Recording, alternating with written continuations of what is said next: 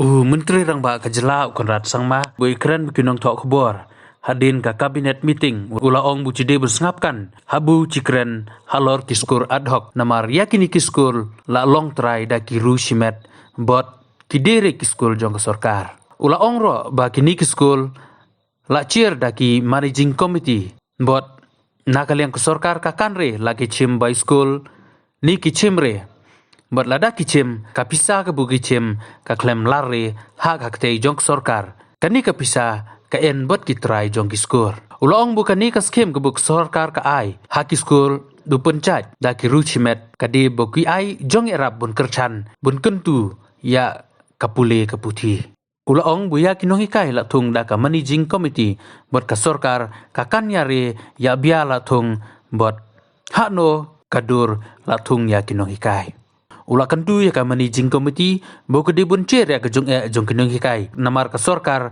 ke detat ke bu kyrchan ya kini kiskur. We have to understand the basic facts when it comes to ad hoc teachers that these are basically privately run schools and these are not government schools. It's like having a private hospital and doctors working there and government supporting with a grant to the schools or the hospitals that may be functioning. So therefore the entire onus actually is on the managing committee. They may be charging fees, the fees never comes to government and it stays with the managing committee. So this is a overall grant that the government gives because we feel that education is important and therefore we give that grant. So therefore the provision to have a 5% increment is something that we did not take a decision on and it will be difficult keeping the financial challenges and constraints. Even this decision that we took, as I said, has an impact of 100 crores which I have been mentioning from day one will have to be cut from other departments' budgets to make up for this because there's budgetary allocation for every sector and every department and based on that financial decisions are made. So hence it is not easy but because of the fact that we've seen that there is always from time to time there is revision that is made in the different grants that are made to these privately run schools, we have decided that we will give an enhancement, as I said, for the first category 9,000 and for the second category 6,000 enhancement.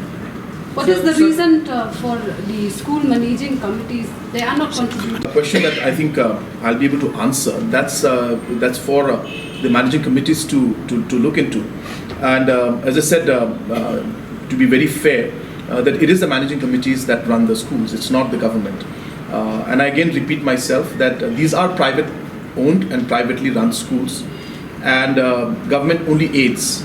So as I said, tomorrow if government starts to aid hospitals, say for example, and if the private hospitals then come and say that, well, the doctors say that, increase our salary. So it's compared, you can compare it to that. And you can see that it's not fully government's responsibility to look into those aspects. But yes, we are concerned about education. And as I said, we feel that the teachers and the different managing committees are doing their part and they are adding to the overall education sector. And therefore the government would like to support and hence the government is supporting. How the managing committees run, that is individual managing committees look out. I don't have any comments on that. But yes, I think overall mechanism to streamline things and to improve the overall functioning of ad hoc schools also has to be looked into, but I think that will be done at the appropriate. So what action the government can take against the managing committee because they have also failed because you are giving the funds to them, not to the teachers? So you're right, you're absolutely right that the managing committees are the organization to whom the fund is given, and that's how the structure has been. And as I mentioned, these are privately run and owned schools. Now the appointments are made by the managing committee and the managing committee's responsibility to run it. So therefore, yes, there are concerns, there are issues, and the managing committees have to work on those concerns and issues. Some are doing well and some maybe not that well. But yes, those are concerns. But at the end of the day, it is a managing committee that has to look out.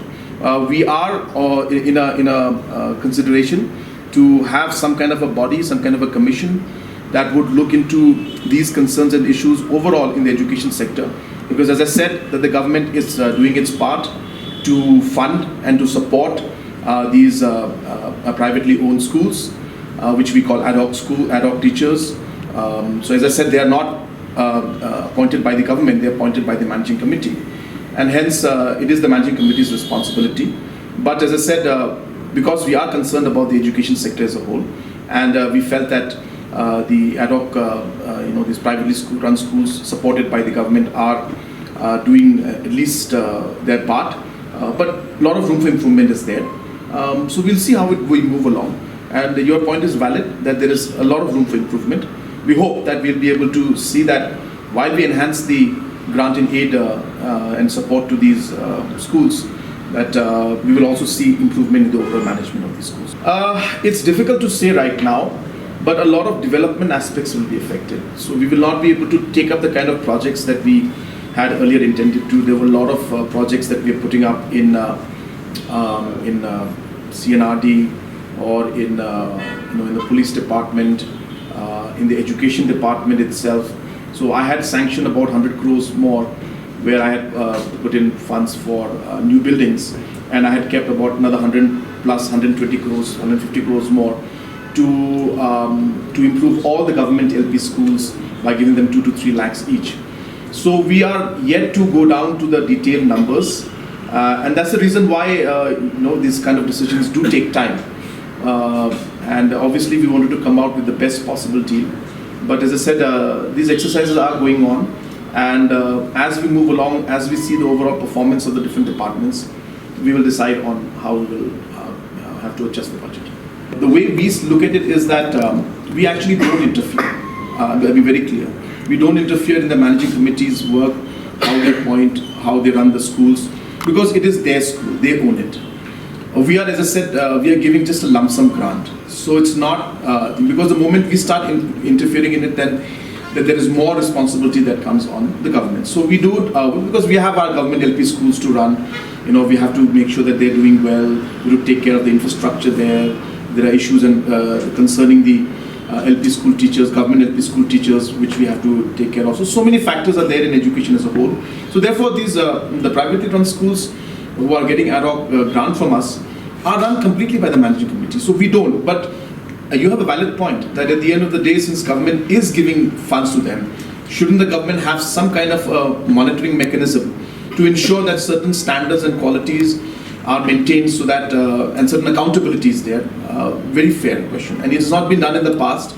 But I think as we move along, we will come up with some kind of mechanism in that line. And as I said, I'm giving you a hint by telling you that we are working on coming up with some kind of an education commission that would look into these concerns also on a larger scale. So, 2 comments.